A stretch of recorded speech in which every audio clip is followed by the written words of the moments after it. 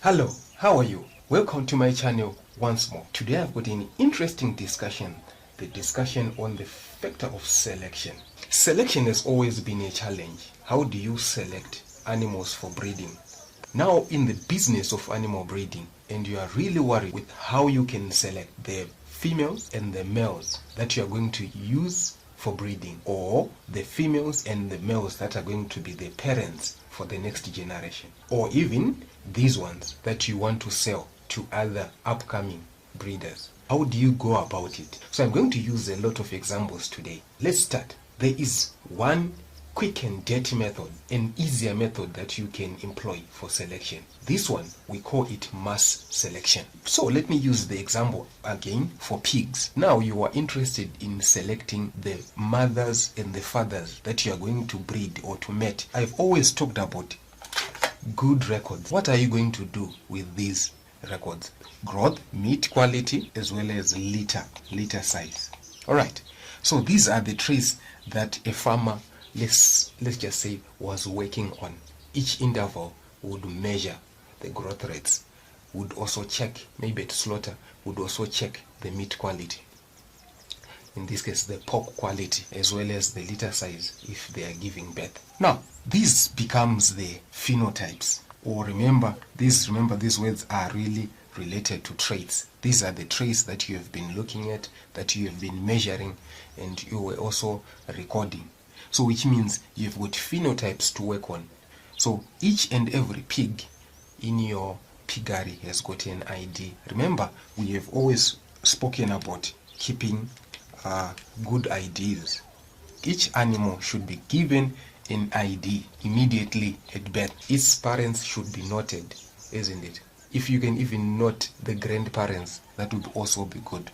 So you were giving a good ID to each pig that is in your piggery, which means when you're doing the measurements, then they are associated with the ID. Very important there. So when an inspector, a breeding inspector visits, and then your place, you are saying you are doing a lot of breeding, these are the first basic things that they are going to look for to check if you are actually keeping the IDs for your pigs.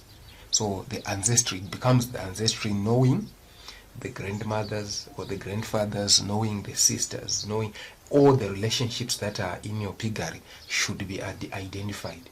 So how do you do it? You can do it the manual way, or you can actually use softwares that can assist you in keeping all the records for the relationships of the pigs in your piggery.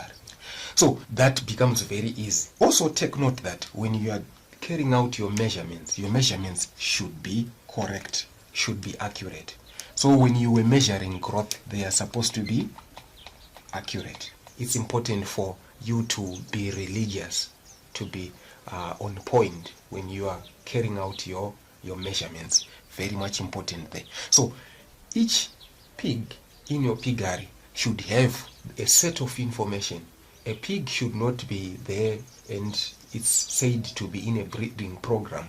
When you ask about which traits exactly are you working on, then there is nothing. What is the ID? There is nothing. So that will be a plan to fail, isn't it? So now, you can use scales. There are many scales out there that can be used to check the growth at a particular interval. The immediate one, the birth weight, that is done immediately at birth. Then that one you are supposed to maybe to do it in the next 24 to 48 hours, measuring the growth rates maybe each and every 2 months or 3 months, isn't it? Or some can do it monthly. It depends on the availability of the equipment. But each time when you're doing the measurements, they are supposed to be strict and they are supposed to be on point. Now for the meat quality, someone might ask, how do I measure meat quality? Now there is what we call ultrasonic scans that are there that you can use. This one, there are two methods. You might even wait to measure at slaughter. You can check the meat quality at slaughter, or you can use this machine, the radiation machine, ultrasonic machines. Breeders, people who are focusing on breeding, they might be having the ultrasonic for scanning the meat quality. Very easy, and also recording. you need to really check the litter size, isn't it? Each time when a sow gives birth, you're supposed to record. So it means the record litter size is put against its ID.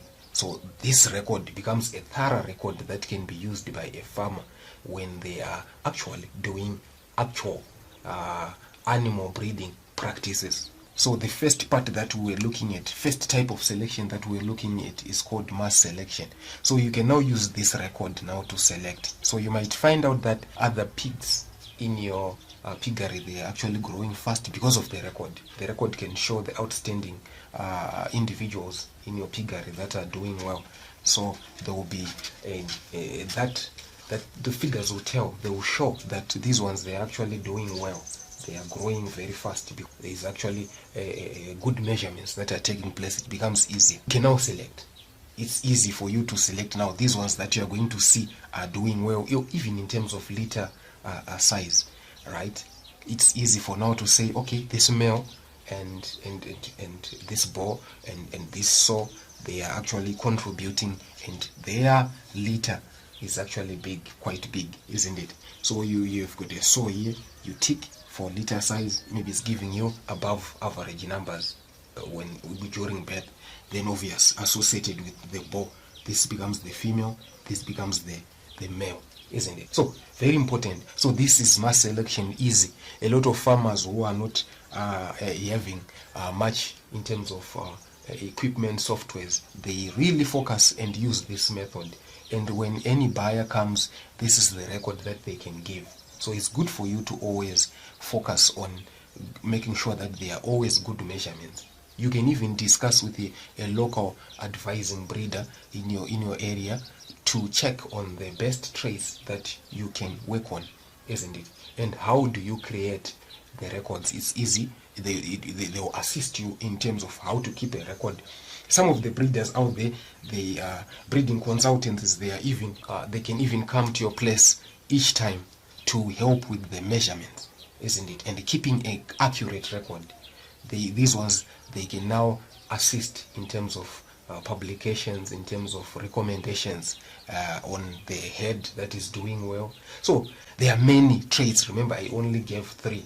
Some people, especially today, some farmers, they are even focusing on health as traits to record, isn't it? Some you see that there are outbreaks of diseases these days. So you might see that each time if there is an outbreak, you might see that there are individuals in your piggery that do not fall prey, they don't fall sick. If they do fall sick, they can easily recover from the diseases. So it's some of the things that can be recorded. It simply means that is a point that these individuals in your piggery, they are good at handling diseases. They are immune, isn't it? They are hardy, isn't it? Resistant to maybe diseases that might be persistent in your area. So the record can be very broad. It depends on what you can in terms of your abilities to do the measurements. So that was about the mass selection. So it's a method number 1 that a farmer can actually employ and use and keep an accurate record. All right. So we're going to look at method number 2 for selection that farmers or breeders can actually also employ. So join me in the next section.